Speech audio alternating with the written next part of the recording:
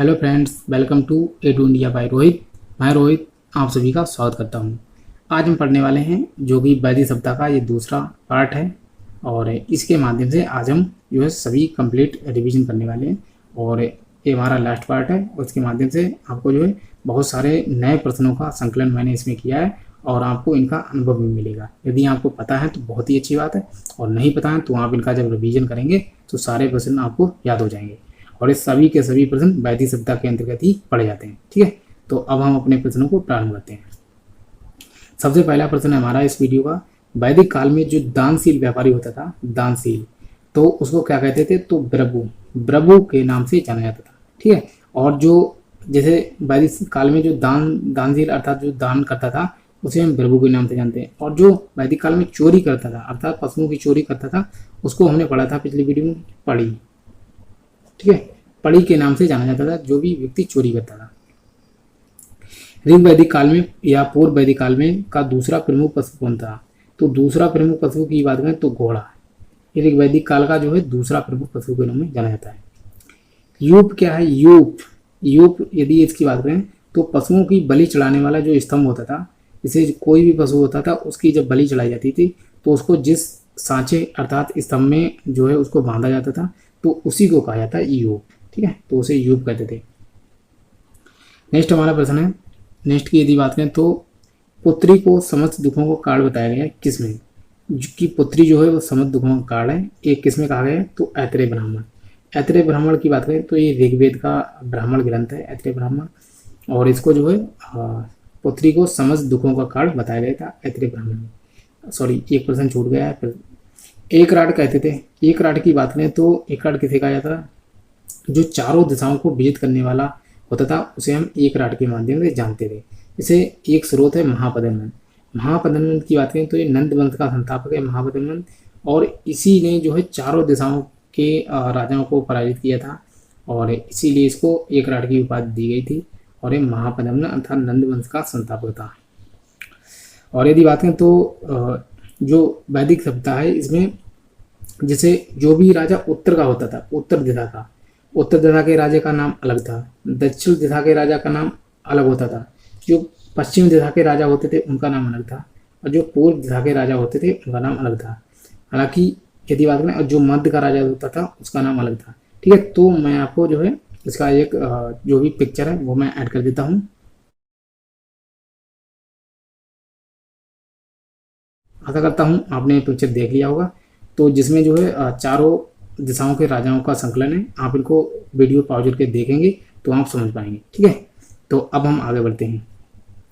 पुत्री को समस्त दुखों का कारण बताया गया, ये हमने पढ़ लिया था।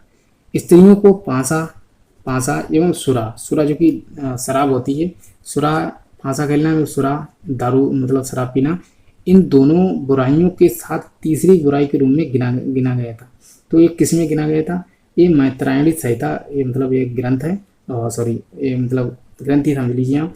तो इसी में कहा गया है कि स्त्री जो है पांसा एवं सुरा के साथ तीसरी प्रमुख बुराई के रूप में इसको गिना गया था। तो मैत्रायणी संहिता है, मैं दिखा देता हूँ। ठीक है, तो इसमें कहा गया था। और आगे यदि बात करें तो स्त्री को अर्धांगिनी किस में कहा गया था? जो स्त्री है इसको अर्धांगिनी कहा गया था सतपथ ब्राह्मण में। ठीक है, सतपथ ब्राह्मण में अर्धांगिनी के रूप में कहा गया था। आगे यदि बात करें तो उत्तर वैदिक काल में ये सतपथ ब्राह्मण जो है ये यजुर्वेद का है। उत्तर वैदिक काल में चावल को क्या कहते थे? मैंने जो भी फसलें हैं उनके जो है नए नाम लिए हैं कि उनको पहले क्या कहते थे, अब क्या कहते हैं। तो उत्तर वैदिक काल में चावल जो है ये वर्तमान नाम है और इसको पहले कहते क्या थे? तो बिरीही या फिर तंदुल, बिरीही या फिर तंदुल के नाम से चावल को जाना जाता था। गेहूं को क्या कहते थे? तो गेहूं को गोधूम के नाम से जाना जाता था। ये जो गोधूम है ये शायद कई एग्जाम में पूछा भी गया, तो ये बहुत ही पीवीआई है। उड़द की बात करें तो उड़द को मांस के नाम से जाना जाता था और ये भी बीबीआई, ये भी कई एग्जाम में पूछा गया है। तो गेहूं को गोधूम और उड़द को मांस। सरसों को कहते थे सारी साका, सारी साका, और मैंने यहाँ पर भी कुछ लिए हैं बचे हुए हैं उनको भी पढ़ लेते हैं। अलसी जो होती थी, अलसी को उम्पा के नाम से जानते थे, गन्ना को इच्छू के नाम से जानते थे, धान को साली के नाम से जाना जाता था। तो इनके ये नए नाम हैं, आप इन्हें भी याद कर लें। ठीक है, ये इनके वर्तमान नाम है और ये जो है प्राचीन नाम से जाना जाता है। तो हमने पढ़ा कि चावल को कहते हैं बिरही एवं तंदुल, गेहूं को गोधूम, उड़द को मांस, सरसों को सारिता, अलसी को उम्पा, गन्ना को इच्चू और धान को साली। तो आप इनको भी याद कर सकते हैं। अब आगे जो है हम समझ लेते हैं कि जो है कुछ धातुएं थी उनके नाम भी बदले हुए थे। पहले कुछ कहते थे और वर्तमान में कुछ कहा जाता है। तो लोहे को यदि बात करें उत्तर वैदिक काल में लोहे को कहते थे, लोहे को कुठल अयस्क के नाम से जाना जाता था। जो तांबा होता था तांबा को लोहित अयस्क के नाम से जाना जाता था, अर्थात जो लोहा था उसको कुठल और जो तांबा था उसको लोहित अयस्क। तो और जो तांबे या कांसे से बने हुए धातुएं थी उनको अयस्क के नाम से जाना जाता था। ठीक है, तो ये भी हम बात आप याद कर लें। और मैं आपको कुछ और भी दिखा देता हूँ। जैसे यदि बात करें तो चांदी जो होती थी इसमें उसको रोकम या फिर रोप्य जो रुपया वाला रोप्य है उसे रोकम या फिर रोप्य कहा जाता था चांदी को। ठीक है, और सीसा को शीश के नाम से जाना जाता। और रांगा जो होता था रांगा को त्रपु। तो इन तीनों को भी यहाँ पे याद कर लें। चांदी को रोकम या फिर रोप्य, सीसा को शीश, रांगा को त्रपु। ये जो है इनके वर्तमान नाम है और ये उत्तर वैदिक काल में इनके नामों से जाना जाता था। और आगे यदि बात करें तो लोहे को कठोर कहा जाता था, तांबे को लोहित अयस्क और तांबे या कांसे को अयस्क के नाम से जाना जाता था। तो ये प्रश्न जो है आप याद कर लें, हो सकता है किसी एग्जाम में पूछ लिए जाए। रामायण के रचयिता कौन थे? जो रामायण इसकी बात करें तो रामायण के रचयिता कौन थे? महर्षि वाल्मीकि जो थे ये रामायण के रचयिता थे। और 400 ईस्वी के आसपास जो है ये रामायण लिखी गई थी। ठीक है, आदि महाकाव्य कहते हैं जो रामायण है इसको आदि महाकाव्य के रूप में जाना जाता है। तो आपको शायद पता हो या फिर ना भी पता हो तो भी यहाँ पे याद कर सकते हैं। यदि पता है तो बहुत ही अच्छी बात है। जो रामायण इसको आदि महाकाव्य के रूप में जाना जाता है। ठीक है, तो रामायण को, और जब आदि महाकाव्य रामायण तो जिसके रचयिता जो है वो उनको आदि कवि के रूप में जाना जाता है। और इसकी जो रामायण थी इसको जो है 400 ईस्वी के आसपास लिखा गया था। आगे अब हम समझ लेते हैं रामायण का तमिल भाषा में पहली बार अनुवाद किसने किया था? जो तमिल भाषा है इसमें किसने लिखा था? तो कवि कम्बन। जो कम्बन की बात करें तो इन्होंने ही लिखा था और जो है रामायणम या फिर रामावतारम के नाम से लिखा था। ठीक है, तो तमिल भाषा में रामायणम या फिर रामावतारम के रूप में इसे जाना जाता था जब इन्होंने तमिल भाषा में लिखा। और लिखा कितने था? तो कवि कम्बन ने। और किसके समय में थे? चोल शासक जो थे कुलोत्तुंग तृतीय के समय एक कवि कम्बन थे, इन्होंने ही इनके समय में लिखा था। और रामायणम या फिर रामावतारम के नाम से इसका नाम था और तमिल भाषा में लिखा था। अब जो है मैं आपको दिखा भी देता हूँ। अब जो है आगे हैं उसको समझ लेते हैं। रामायण का जो बांग्ला भाषा है इसे बांग्ला वर्जन में किसने लिखा था? तो बांग्ला भाषा में सर्वप्रथम अनुवाद किया था कृत्तिवास ने। एक कृत्तिवास ने इनका नाम है और इन्होंने बांग्ला भाषा में रामायण को सर्वप्रथम अनुवादित किया था। और बारबक शाह जो है इसी के समय और जो है कृत्तिवास ने रामायण को बांग्ला भाषा में लिखा था। ठीक है, तो आप इसे भी याद कर सकते हैं बारबक शाह के समय में। और आगे जो है प्रश्न तमिल भाषा में जो है, अब ये तमिल भाषा में सच्ची रामायण, अब आप इसको अलग से थोड़ा याद कीजिए। यहाँ पर केवल पूछा गया कि रामायण का तमिल भाषा में पहली बार अनुवाद किया था तो कवि कम्बन ने, लेकिन यहाँ पर पूछा गया कि तमिल भाषा में सच्ची रामायण की रचना किसने की थी? तो ईवी रामास्वामी जो पेरियार हैं इन्होंने जो है 20वीं सदी में लिखा था। ठीक है, तो 20वीं शताब्दी में इन्होंने रामायण को लिखा था। तो सच्ची रामायण के नाम से इन्होंने लिखा था, तो आप इसको अलग से याद कर लें। महाभारत के संकलनकर्ता कौन थे? तो महाभारत के संकलनकर्ता कौन थे? तो महर्षि वेद व्यास जो कि 400 ईस्वी में इन्होंने जो है महाभारत का संकलन किया था। नेक्स्ट क्वेश्चन है, जब महाभारत में 8800 श्लोक थे, मतलब 8800 श्लोक जब थे तब इसे क्या कहते थे? तो जय संहिता के नाम से। और जब श्लोकों की संख्या 24,000 हो गई तब इसको कहा जाने लगा भारत। और जब इसके श्लोकों की संख्या 1 लाख हो गई तब इसे कहने लगा महाभारत। तो तीनों ही प्रश्न एक बार रिपीट कर देता हूँ। जब महाभारत में 8800 श्लोक थे तब इसे जय संहिता के नाम से जाना जाता। जब श्लोकों की संख्या 24,000 हो गई इसमें बढ़कर तो इसे भारत के नाम से जानते हैं। जब इसके श्लोकों की संख्या 1 लाख हो गई तो इसे महाभारत या महाभारत के नाम से जानते हैं। और इसको संस्कृत में सत का अर्थ होता है 100, सहस्त्री का अर्थ होता है 1000, 100,000, संहिता मतलब संकलन, मतलब इसका 100,000 शब्दों का संकलन, अर्थात 100,000 मतलब सत सहस्त्री संहिता के नाम से इसको संस्कृत में जाना जाता है और इसको महाभारत के नाम से भी जानते हैं। तो इन दोनों को भी दोनों नामों से आप इसको याद कर लें।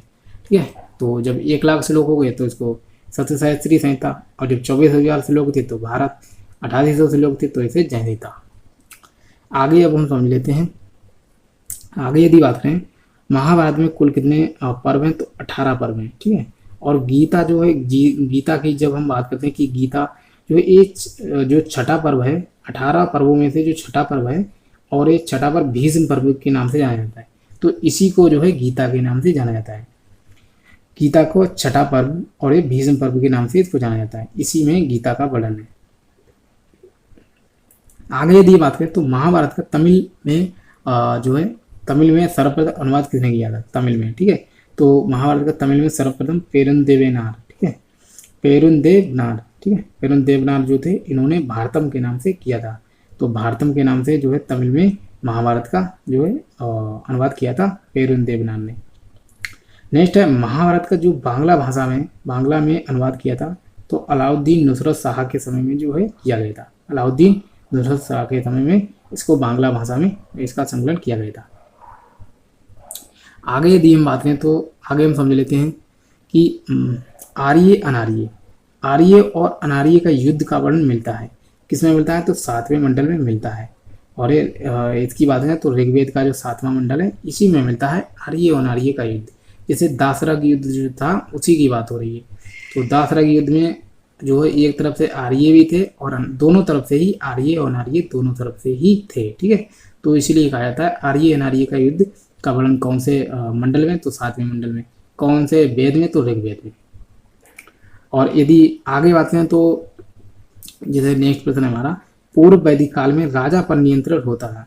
जो पूर्व वैदिक काल में राजा पर नियंत्रण कौन करता था, तो सभा एवं समिति। ये सभा एवं समिति था, इनका वर्चस्व बहुत ही अधिक था पूर्व वैदिक काल में। और उत्तर वैदिक काल में इनका महत्व कम हो जाता है, क्योंकि राजा की शक्तियाँ जब बढ़ती हैं तो इनका महत्व ऑटोमेटिक ही कम हो जाता है। किस ग्रंथ में महाजल प्लावन की कथा का वर्णन है, तो इसकी यदि बात करें जो ये है सतवत ब्राह्मण। जो सतवत ब्राह्मण इसी में बताया गया है कि महाजल प्लावन की कथा के बारे में। ठीक है, और मैं आपको दिखा देता हूँ, ये पीजीटी 2016 में एग्जाम में पूछा भी गया था। हालांकि ये कई प्रश्न पूछे गए, मैंने इसमें इंडिकेट नहीं किया है कि कौन कौन सा किस में पूछा गया, तो 1-2 मैंने इंडिकेट कर दिए हैं। तो महाजल प्लावन की जो कथा है इसका वर्णन जो है सतवत ब्राह्मण है, और ये बहुत ही बीबीआई है। ठीक है, नेक्स्ट प्रश्न है किस उपनिषद में वर्णित कैकेय जनपद। ये जो कैकेय जनपद था ये भी बहुत ही बीबीआई, इससे कई प्रश्न पूछे हैं। कैकेय जनपद का एक राजा जो है दार्शनिक था, तो अश्वपति। किस उपनिषद में वर्णित कैकेय जनपद का एक राजा दार्शनिक था, तो अश्वपति। ठीक है, ये बहुत ही महत्वपूर्ण है। किस ग्रंथ में वैदिक कालीन जो है वैदिक कालीन रत्नियों की सूची मिली है, तो कौन सा ग्रंथ है, इसकी बात करें तो सतवत ब्राह्मण। सतवत ब्राह्मण जो वैदिक कालीन रत्न थे, जो भी रत्न धारण करते थे उच्च कुल के अधिकारी, उनकी सूची जो है वो सतवत ब्राह्मण में मिली है। मैंने आपको बताया भी था कि जो सतवत ब्राह्मण है इससे कई सारे एग्जाम्स में प्रश्न पूछे जाते हैं। नेक्स्ट हमारा किस ग्रंथ में इतिहास पुराण को, जो इतिहास पुराण है इसको पंचम वेद के नाम से मतलब पंचम वेद कहा गया है, तो छांदो उपनिषद में। किस ग्रंथ को इतिहास पुराण को पंचम वेद कहा गया है, तो छांदो उपनिषद में कहा गया है। ऋग्वेद के नदी सूक्त जो है में किन 2 नदियों के बीच वैदिक नदी और सरस्वती की स्थिति का वर्णन मिलता है, तो नदी सूक्त है ऋग्वेद में, जिसमें जो इसकी बात करें तो 25 नदियों का वर्णन है नदी सूक्त में। और तो उनमें से यदि बात करें तो जैसे ऋग्वेद में जो है 25 नदियों का उल्लेख है, लेकिन नदी सूक्त में 21 नदियों का उल्लेख है, उन्हीं में से बात हो रही है। तो 2 नदियों के बीच जो है सरस्वती नदी बहती थी कहा गया है, तो यमुना नदी और सतलुज, जिसे वर्तमान में सतलज कहते हैं। तो यमुना और सतलज नदी के बीच का जो क्षेत्र था, इसी क्षेत्र में सरस्वती नदी का क्षेत्र मतलब फैला हुआ था। ठीक है, तो इसी में ये बहती थी। यही प्रश्न पूछा गया है। नेक्स्ट है कौन सा वेद अंशतः गद्य में लिखा गया है। अंशतः मतलब बहुत ही कम मात्रा में गद्य में लिखा गया है, तो ऐसा कहा गया है। तो यजुर्वेद जो है ये, इसकी यदि बात करें तो ये बहुत ही कम मात्रा में जो है गद्य में लिखा गया है, जो है बाकी पूर्ण जो है पद में मिलता है। अथर्ववेद गद्य में लिखा गया है, ये भी यहाँ पे याद कर लें, अथर्ववेद जो है गद्य में लिखा गया है। नेक्स्ट हमारा ऋग्वेद में किन जनों का उल्लेख मिलता है। जो ऋग्वेद है इसमें किन जनों का उल्लेख मिलता है, तो यदु एवं पुरु, यदु एवं पुरु जन जो है इनका जो है उल्लेख मिलता है ऋग्वेद में। और ये शायद किसी एग्जाम में पूछा गया था और मैंने इंडिकेट नहीं किया है। तो ऋग्वेद में किन जनों का उल्लेख मिलता है, तो यदु एवं पुरु जन का। ठीक है, आगे यदि हम पढ़ें तो वैदिक युग में राजा के पश्चात महत्वपूर्ण अधिकारी था। जैसे वैदिक काल चला है तो वैदिक सभ्यता में राजा के बाद जो है सबसे महत्वपूर्ण अधिकारी कौन था, तो पुरोहित। ठीक है, ये पुरोहित जो था ये जो भी धार्मिक संबंधी कार्य होते थे एवं राजा के राजनीतिक कार्यों को भी ये करता था। तो कहा जाता है कि वैदिक में राजा के पश्चात पुरोहित ही दूसरा प्रमुख अधिकारी होता था। एक पुनर्विवाहित स्त्री, ये पुनर्विवाहित अर्थात उसका दोबारा विवाह होता है के लिए प्रयुक्त पुनर्भू, ये पुनर्भू जो शब्द है कहा जाता है एक पुनर्विवाहित स्त्री के लिए प्रयुक्त पुनर्भू शब्द सर्वप्रथम किस ग्रंथ में मिलता है, तो ऋग्वेद में। ये ऋग्वेद में मिलता है।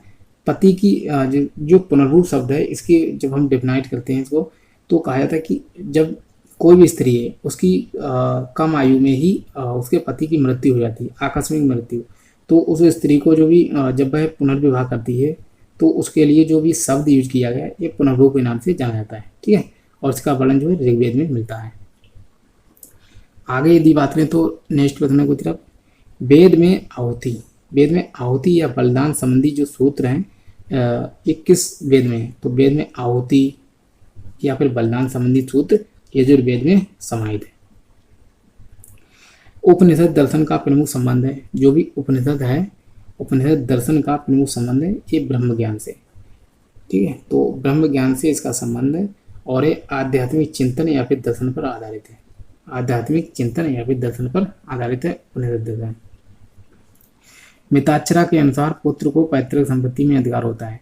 जैसे मिताक्षरा है ये ग्रंथ है जो कि मिताक्षरा की बात करें तो मिताक्षरा के अनुसार पुत्र को, मिताक्षरा को जो है विज्ञानेश्वर ने लिखा था, विज्ञानेश्वर, और मिताक्षरा के अनुसार पुत्र को पैतृक संपत्ति में अधिकार होता है तो उसके जन्म से ही होता है। जैसे कहा जाता है कि इस ग्रंथ में कहा गया कि जो भी पुत्र है जब वह जन्म लेता है तो उसका जन्म से ही अपने पिता की संपत्ति में अधिकार हो जाता है। तो यही बात एक कही गई मिताक्षरा में। ठीक है, इसको विज्ञानेश्वर ने लिखा है। उपनिषदों की विषय वस्तु क्या है, जो भी उपनिषद होते हैं इनकी विषय वस्तु अर्थात एक किस पर कार्य करते हैं, तो एक सत्य की खोज पर कार्य करते हैं। जो भी उपनिषद होते हैं सत्य की खोज पर कार्य करते हैं। कौन सा वेद कर्मकांडी वेद है, तो कर्मकांडी की बात करें तो यजुर्वेद में कर्मकांडों का वर्णन किया गया है। ठीक है, तो कर्मकांडी वेद ही है। कौन सा वैदिक लेख पहली बार पुनर्जन्म के सिद्धांत की प्रामाणिक व्याख्या देता है, तो छांदोग्य उपनिषद। ये छांदोग्य उपनिषद जो है ये यजुर्वेद का ही छांदोग्य उपनिषद है। और ये यदि बात करें तो मैं आपको जो सतपथ ब्राह्मण में भी इसकी व्याख्या मिलती है कि पुनर्जन्म का जो सिद्धांत है ये सतपथ ब्राह्मण में भी इसके बारे में बताया गया है। ठीक है, और लेकिन इस प्रश्न का जो सही उत्तर है ये भाई ये है छांदोग्य उपनिषद। ठीक है, तो आप दोनों को ही याद कर लें। वैदिक साहित्य का प्राचीनतम ग्रंथ कौन सा है, जो वैदिक साहित्य है इसका प्राचीनतम ग्रंथ है ऋग्वेद। तो ऋग्वेद ही सबसे पहले लिखा गया था। और यदि बात करें तो उत्तराखंड GIC 2018 में पूछा गया था। एक दो मैंने इंडिकेट किए हैं, हालांकि ये सभी जो है पूछे गए थे लेकिन मैंने सारे इंडिकेट नहीं किए। प्राचीन 16 संस्कारों में प्रथम संस्कार है। जैसे बात करें तो जो है वैदिक सभ्यता के समय 16 संस्कार होते थे। उनमें यदि बात करें तो जो पहला संस्कार था ये गर्भाधान संस्कार था, और जो सबसे अच्छा संस्कार था उसकी बात करें तो उपनयन संस्कार। उपनयन संस्कार जो कि बात करते हैं कि जो शिक्षा संबंधी संस्कार था उपनयन संस्कार। और आगे जो है उनको भी समझ लेते हैं। प्राचीन 16 संस्कार ये पढ़ लिया था हमने। सुश्रुत संहिता का मूल पाठ वस्तुतः संबंधित है। जो सुश्रुत संहिता है इसका मूल पाठ किससे संबंधित है, तो शल्य चिकित्सा से। शल्य चिकित्सा का होता है, बात करें तो आयुर्वेद संबंधी चिकित्सा होती है, तो शल्य चिकित्सा से संबंधित है या आयुर्वेद से संबंधित है सुश्रुत संहिता। और सुश्रुत संहिता इसके जो संकलन करता है वो सुश्रुत ही है। बाणभट्ट नहीं है, ये है बाघभट्ट। बाघभट्ट की अष्टांग हृदय जो इनकी कृति है तो किस से संबंधित पुस्तक है, तो आयुर्वेद। ठीक है, ये आयुर्वेद से संबंधित कृति है इनकी। आप इनको भी याद कर लें। बाघभट्ट की अष्टांग हृदय ये कृति है और किससे संबंधित पुस्तक है, तो ये आयुर्वेद से। अत्यंत प्राचीन सिक्के कितनी शताब्दी ईसा पूर्व बीसी को ईसा पूर्व कहने से पहले मौजूद नहीं थे। तो जो अत्यंत प्राचीन सिक्के थे 21 ईसा पूर्व सदी से पहले मौजूद नहीं थे, तो 7वीं इस शताब्दी ईसा पूर्व से पहले इनका कोई भी मूल्यांकन नहीं मिलता है, अर्थात ये पहले उससे मौजूद नहीं थे, उसके बाद ही इनका जो है चलन मिलता है। आगे यदि बात है तो 10 राजाओं की लड़ाई किस नदी के तट पर हुई थी, तो परोसड़ी नदी, जो परोसड़ी जिसे वर्तमान में रावी नदी के नाम से जाना जाता है। अब जो दासरा युद्ध है इसके बारे में मैं आपको बता दूं। कहा जाता है कि जो 10 राजाओं की लड़ाई हुई थी, एक तरफ थे सुदास जन, ठीक है, जो कि भरत जन की तरफ से लड़ रहे थे। दूसरी तरफ 10 राजा थे और 10 राजा एवं सुदास राजा के बीच जो है ये युद्ध हुआ था। और कहा जाता है कि ये युद्ध का जो मूल निचोड़ था, जैसे जो विश्वामित्र थे, ठीक है, कहा जाता है कि ये इनके विश्वामित्र जो थे ये सुदास के जो है पुरोहित थे, ठीक है, लेकिन पुरोहित इनको जो है निकाल दिया गया था, इनको पुरोहित के पद से निकाल दिया गया था, सुदास राजा ने इनको निकाल दिया था। और इनकी जगह पे जो है वशिष्ठ हैं ऋषि वशिष्ठ, ठीक है, जो वशिष्ठ थे इनको अपनी पुरोहित के रूप में शामिल कर लिया था। तो कहा जाता है कि विश्वामित्र को सुदास ने निकाल दिया था और वशिष्ठ को पुरोहित के रूप में शामिल कर लिया था। तो यही जो है जब इनको निकाला था विश्वामित्र को, तो कहा जाता है ये हो गए नाराज और इन्होंने ही 10 राजाओं को इकट्ठा किया और जो है सुदास के विरुद्ध युद्ध छेड़ दिया। तो इसी में एक कहानी बताई गई है और ये कहानी जो है ऋग्वेद के 7वें मंडल जो है उसी में बताई गई है, ठीक है। और तो आप उसे भी याद कर लें, मैंने जो भी बातें बताई हैं यहाँ पे याद कर लें। आपसे 2 प्रश्न पूछे जाएंगे। अब एक प्रश्न पूछा है कि जो दासरथ युद्ध हुआ था इसमें सुदास राजा के जो है पुरोहित कौन थे, तो आप उत्तर देंगे वशिष्ठ। पूछा है कि 10 राजा थे उनकी तरफ से पुरोहित कौन थे, तो आप उत्तर देंगे विश्वामित्र। तो आप इतनी बातें समझ चुके होंगे। नेक्स्ट है न्याय दर्शन के जो अस्कनी नदी है, अस्कनी का प्राचीन नाम क्या है, तो चिनाब नदी। तो मैं आपको एक बात बता दूं, जो प्राचीन नदियां हैं एवं उनके आधुनिक नाम हैं उनको भी मैं इसी वीडियो में संकलन कर दूंगा, ठीक है। तो मैं संकलन कर देता हूँ।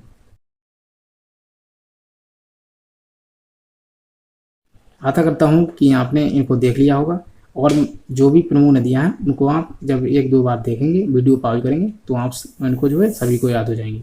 कोई इतनी कठिन वाली बात नहीं है। यदि आगे मत करें तो न्याय दर्शन के रचयिता या प्रतिपादक कौन थे, तो जो न्याय दर्शन के रचयिता थे इनकी यदि बात करें तो मुनि गौतम, ठीक है, मुनि गौतम।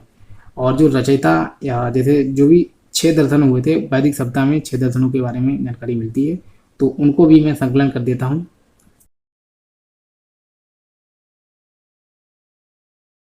आशा करता हूँ आपने इनको देख लिया होगा, ठीक है। तो इनको और ये नदियाँ जो प्राचीन थी इनके बारे में जब आप वीडियो पॉज करके देख लिए होंगे, तो इनको जब आप देखेंगे तो इनसे बहुत ही महत्वपूर्ण प्रश्न बनते हैं, आप इनको याद कर लें, ठीक है। अब हम आगे चलते हैं। वैदिक काल में ज्योति हुई भूमि के लिए कौन सा ही शब्द है, उर्वरा या फिर क्षेत्र। इसके लिए उर्वरा या फिर क्षेत्र जो है एक कहा गया है। वैदिक काल में जो भी ज्योति हुई भूमि होती थी इसके लिए। दाएं भाग के लेखक कौन है, जो दाएं भाग है इसके लेखक कौन है, तो जीमूत वाहन ने जो है दाएं भाग लिखा था। आगे अब हम समझ लेते हैं, तीन ऋण की बात करें तो ये जो शतपथ ब्राह्मण जो गृहस्थ आश्रम है उसी में इसका वर्णन है। मैंने आपको पीछे बताया था कि मैं आपको आगे बताने वाला हूँ। तो जो जैसे जो भी व्यक्ति जैसे 0 से 25 साल का होता है तो वो रहता है ब्रह्मचर्य आश्रम में। 25 से लेकर जो 50 तक आता है ये हो जाता है जो है गृहस्थ आश्रम में। तो गृहस्थ आश्रम को ही चारों आश्रमों में सबसे श्रेष्ठ माना गया है। कहा जाता है कि जो गृहस्थ आश्रम में व्यक्ति आता है वो 3 ऋणों से मुक्त हो जाता है। और 3 ऋणों का सिद्धांत सम्मिलित नहीं है, तो ये पुत्र ऋण से केवल सम्मिलित नहीं है, बाकी इन तीनों से जो है जैसे पितृ ऋण, देव ऋण और जो है ऋषि ऋण, जैसे गुरु ऋण के नाम से भी जानते हैं। तो इन तीनों ऋणों से जो है वो मुक्त हो जाता है, ठीक है। तो इसलिए कहा जाता है कि जो गृहस्थ आश्रम है ये बहुत ही महत्वपूर्ण है। ये पिता के ऋण से भी मुक्त हो जाता है। जब कोई व्यक्ति संतान को जो है उत्पन्न कर देता है तो कहा जाता है पिता के ऋण से मुक्त हो जाता है। फिर देव के ऋण से, ऋषि के, इनके माध्यम से यज्ञ कराए जाते थे, तो उनसे जो है ये तीनों माध्यम से, तीनों ऋणों से ही गृहस्थ आश्रम में व्यक्ति मुक्त हो जाता है। तो 3 ऋणों के सिद्धांत में सम्मिलित नहीं था, ये पुत्र ऋण नहीं सम्मिलित थे, बाकी देव, पितृ ऋण और देव ऋण एवं ऋषि, जिसे गुरु ऋण के नाम से भी जानते हैं, इन तीनों ऋणों का वर्णन है जो है गृहस्थ आश्रम में। ठीक है, तो आपको यही मैं बताना चाहता था। नेक्स्ट है हमारा राजत्व की दैवी, जैसे मैंने लिखा है राजत्व की दैवी उत्पत्ति का सिद्धांत प्रथम बार पाया जाता है। ये कहाँ पाया जाता था? उत्तर वैदिक साहित्य में। उत्तर वैदिक साहित्य में इसके बारे में बताया गया है और इसका जो है स्रोत है ऐतरेय ब्राह्मण। ऐतरेय ब्राह्मण में जो है राजत्व की दैवी उत्पत्ति का जो सिद्धांत है ये ऐतरेय ब्राह्मण में मिलता है और उत्तर वैदिक साहित्य के माध्यम से इसका पता चलता है। ठीक है, नेक्स्ट है तमसो मां ज्योतिर्गमय, या हमें अंधकार से प्रकाश की ओर ले चलो। इसका वर्णन किस उपनिषद में है? तो बृहदारण्यक उपनिषद में इसका वर्णन है। ठीक है, नेक्स्ट है ऋग्वेद संहिता की 1/4 ऋचाएं किस देवता को निर्देशित हैं? तो यदि हम बात करें तो ऋग्वेद की जो 1/4 ऋचाएं हैं किस देवता को? तो इंद्र को। अब मैं आपको एक बात बता दूं, आप इसको आसानी से ही समझ सकते हैं। जब 250 बार वर्णन है, अर्थात 250 ऋचाएं जो है वो ऋग्वेद के लिए ही, इंद्र के लिए ही वर्णित हैं। ठीक है, अब कहा जाता है कि 250 का जब तुम 4 गुना करोगे तो 250 चौके कितने होते हैं? 1000। ठीक है, 1000 होता है। और ऋग्वेद में सूक्त कितने? तो 1028 सूक्त हैं। तो इस प्रकार से जो है 1000 के लमसम हम पहुंच जाते हैं।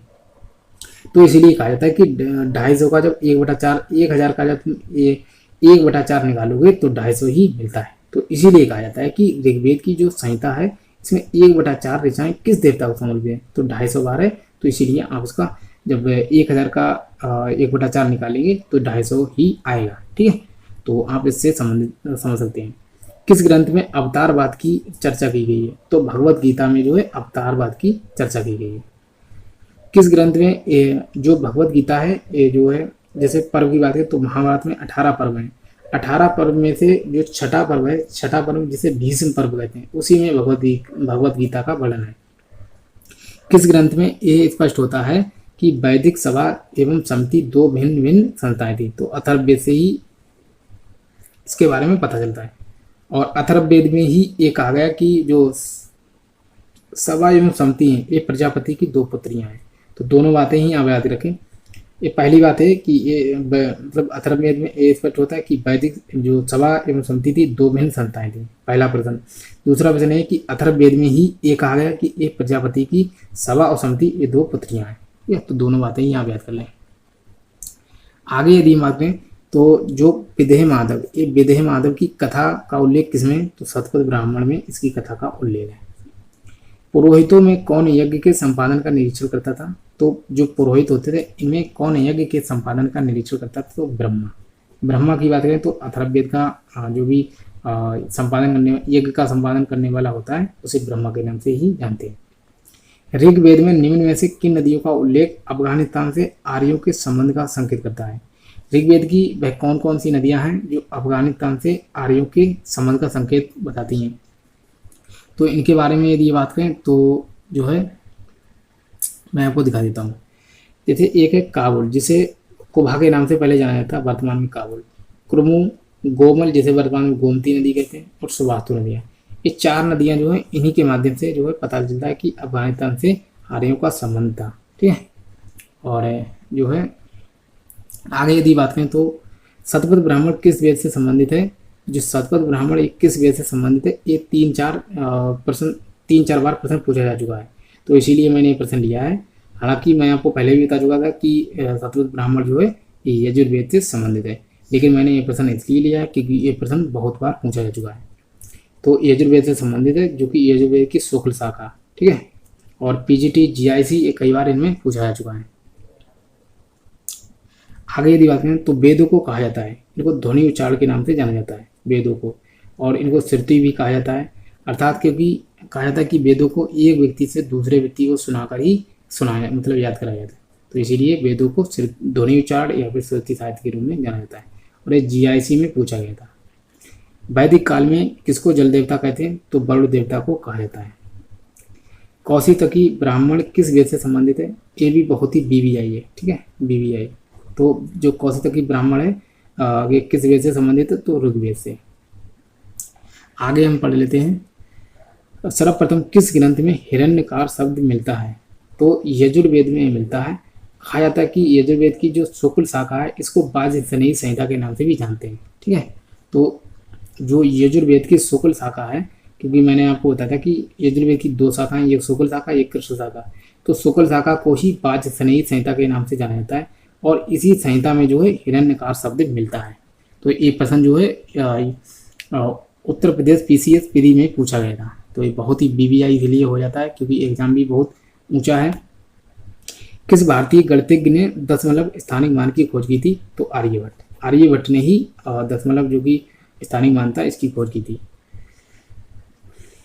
उत्तर वैदिक काल में रत्निन की संख्या कितनी थी, तो 12 थी राजा को लेकर। ठीक है, तो ये उत्तर प्रदेश PCS का ही ये उत्तर है और इसीलिए मैंने लिया है। और जो 12 वाला जो कि उत्तर वैदिक काल में रत्निनों की संख्या 12 थी, मैंने आपको बताया कि शतपथ ब्राह्मण जो है, शतपथ ब्राह्मण, इसी में इसके बारे में बताया गया कि जो उत्तर वैदिक काल में प्रमुख रत्निन थे इनकी संख्या 12 थी। तो ये शतपथ ब्राह्मण में भी बताया गया था। आगे यदि बात करें तो नेक्स्ट प्रश्नों को देख लेते हैं।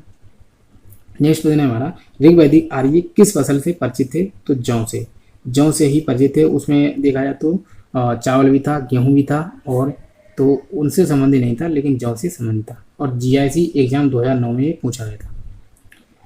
10 राजाओं के युद्ध में भरतों का पुरोहित था। जब 10 राजाओं का युद्ध हुआ था तो भरत, ये जो सुदाचोजा, ये भरत जन से ही संबंधित था।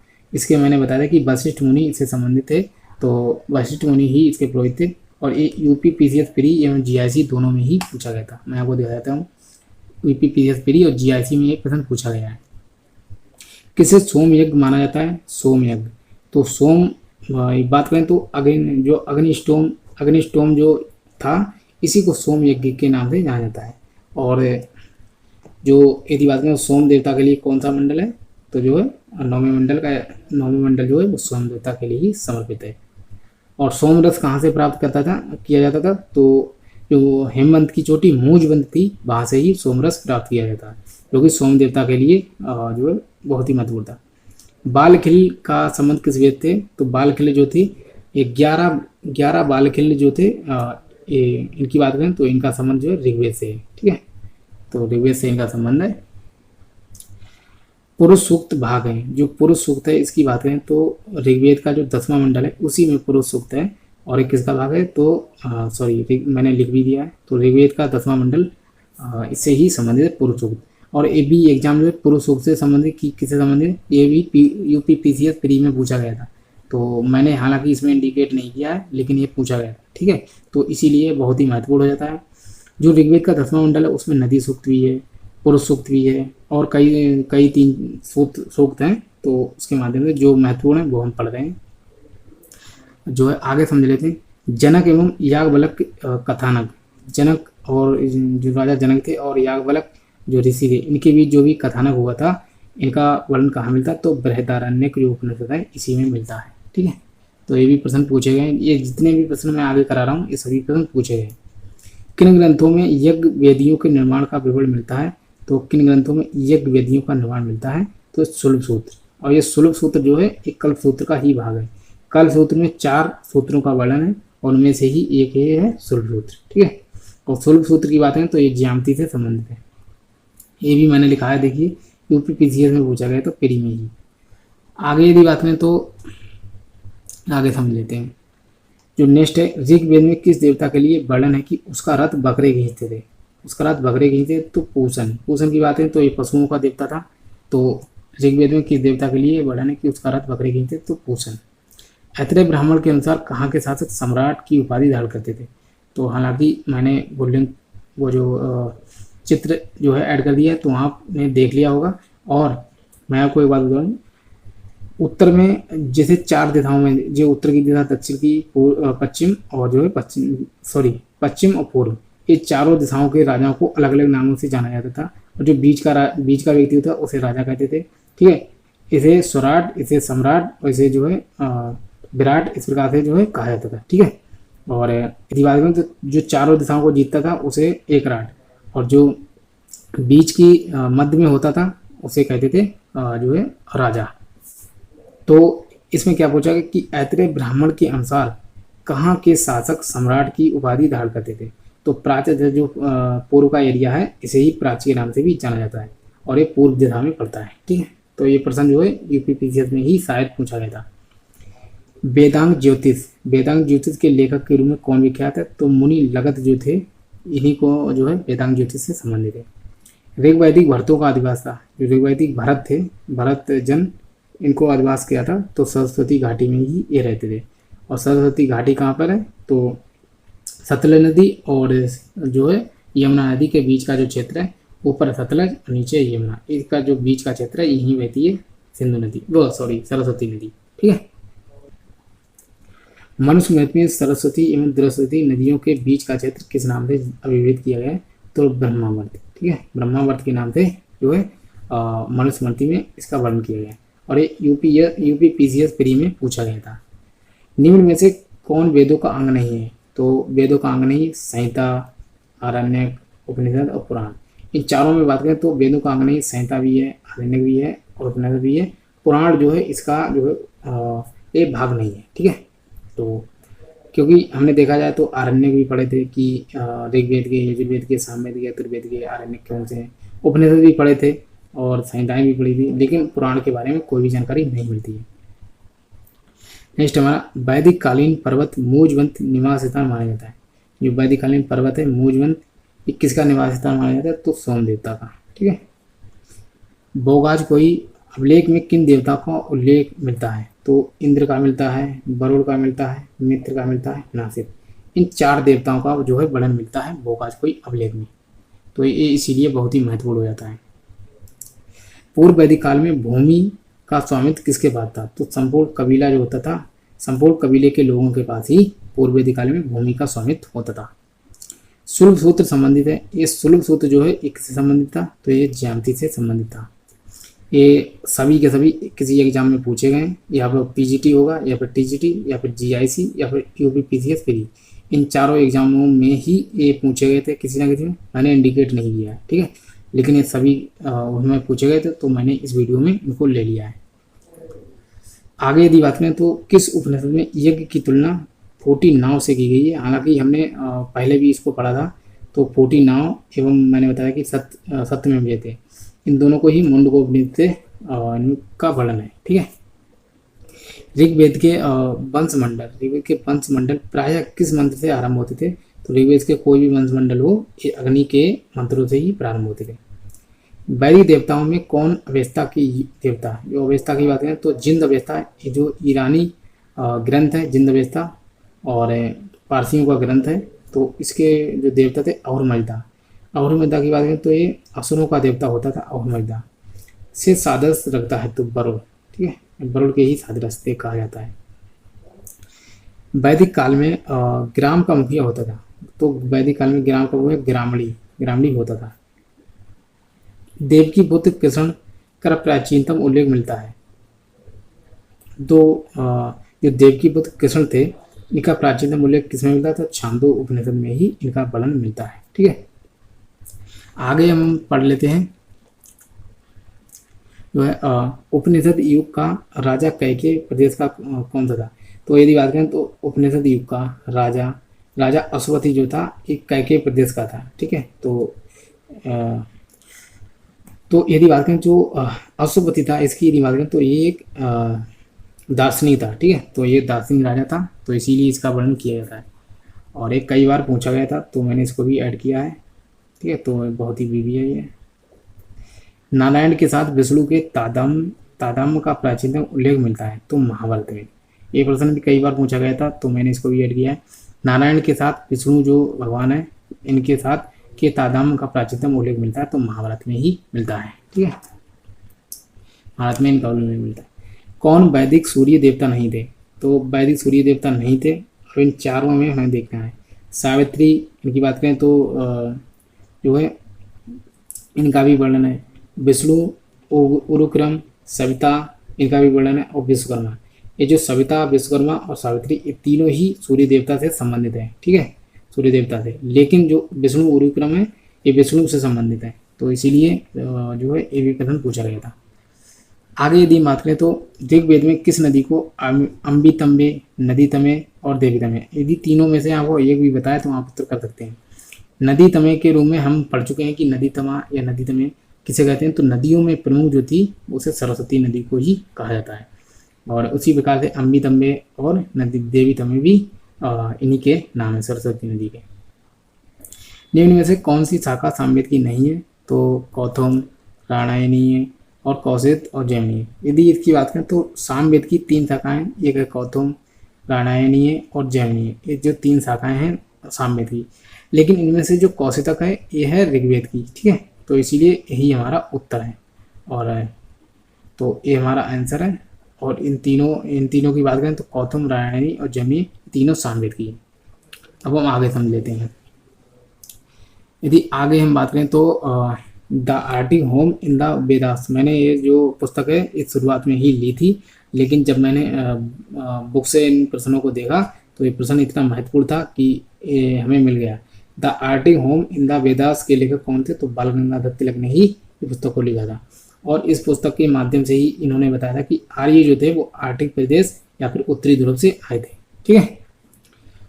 निरुक्त का प्रणेता कौन था, जो निरुक्त की बात करें तो ये वेदांग है और ये यास्क ने लिखा था।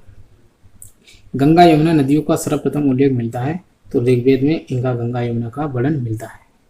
और आगे यदि बात करें तो जो है सूलगव यज्ञ, सूलगव ये यज्ञ का नाम है। यज्ञ किसके लिए प्रसिद्ध है, तो ये रुद्र जो देवता थे, सूलगव यज्ञ किसके लिए प्रसिद्ध है, तो रुद्र के लिए। ऐन्द्र महाअभिषेक जो था का विवरण दिया गया, तो ये ऋग्वेद में इनका वर्णन दिया गया। और आगे जो है ये प्रश्न आपको जो है थोड़े हटके लग रहे होंगे, क्योंकि ये प्रश्न जो है सभी हाई एग्जाम में पूछे गए हैं, बहुत ही उच्च एग्जाम में पूछे गए, जिसके कारण ये जो है आपको थोड़े कठिन लग रहे होंगे। लेकिन जब आप 2-3 बार इनका रिवीजन करेंगे तो आप जो है इनको याद कर लेंगे, ठीक है। तो याद करना, जब 2-3 बार आप रिवीजन करेंगे तो आपको जो है ज़रूर याद हो जाएंगे, क्योंकि रिवीजन जब आप करेंगे 2-3 बार तभी याद होते हैं, क्योंकि एक बार में अगर याद हो जाते तो हर व्यक्ति को ही याद रहते। तो मनुष्य की प्रकृति होती है कि याद करना और बोलना, और याद तो जब 3-4 बार हम करते हैं तभी याद होता है, अदरवाइज हम एक बार पढ़ते हैं तो भूल ही जाते हैं, ठीक है। रामायणीय संहिता किससे संबंधित है, तो इस सामवेद थी, ठीक है। हालांकि ऊपर हम पढ़ चुके थे, तो रामायणीय जो है इस सामवेद की ही शाखा है, ठीक है। तो रामायणीय इस संहिता संबंधित है, इस सामवेद है। अब हम यदि आगे बात करें तो एक मैंने सूची ली है जिसको हम मिलान करेंगे। यदि हम बात करें तो एक तरफ दिए हैं जैसे चारों वेद, ठीक है, एक तरफ वेद दिए हैं ऋग्वेद, यजुर्वेद, सामवेद, अथर्ववेद, दूसरी तरफ दिए हैं ब्राह्मण। अब इनको मिलाना है। यदि हम बात करें तो ऋग्वेद का जो ब्राह्मण ग्रंथ है ये है कौशिकी, ठीक है, कौशिकी।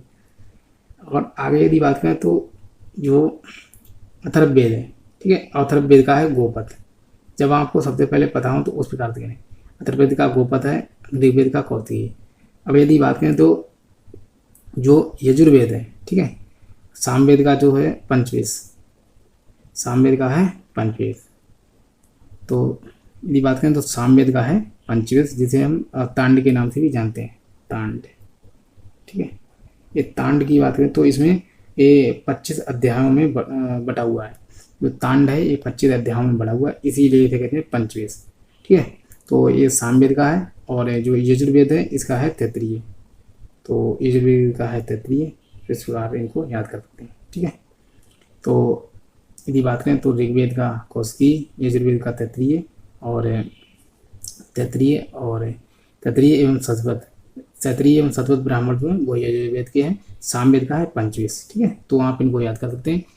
तो आशा करता हूँ कि ये वीडियो जो है आपको पसंद आएगी। और इस वीडियो में जो है हमने जो भी महत्वपूर्ण प्रश्न थे उन सभी प्रश्नों को पढ़ा। तो हमने जो है 2 वीडियो कंप्लीट कर लिए, और इन 2 वीडियो के माध्यम से जब आप रिवाइज करेंगे तो आपके सभी प्रश्न बनने लगेंगे, ठीक है। तो आशा करता हूँ कि ये वीडियो आपको पसंद आएगा। और मैंने इन दोनों वीडियो में ही जो भी प्रमुख प्रश्न बन सकते थे उन सभी को लिया है। तो आशा करता हूँ कि ये वीडियो आपको पसंद आएगा। और यदि पसंद आ रहा है तो इस वीडियो को लाइक करें, शेयर करें एवं चैनल को भी सब्सक्राइब कर लें। मिलते हैं नेक्स्ट वीडियो में, तब तक बने रहिए, चैनल पे जुड़े रहिए। जय हिंद, वंदे मातरम।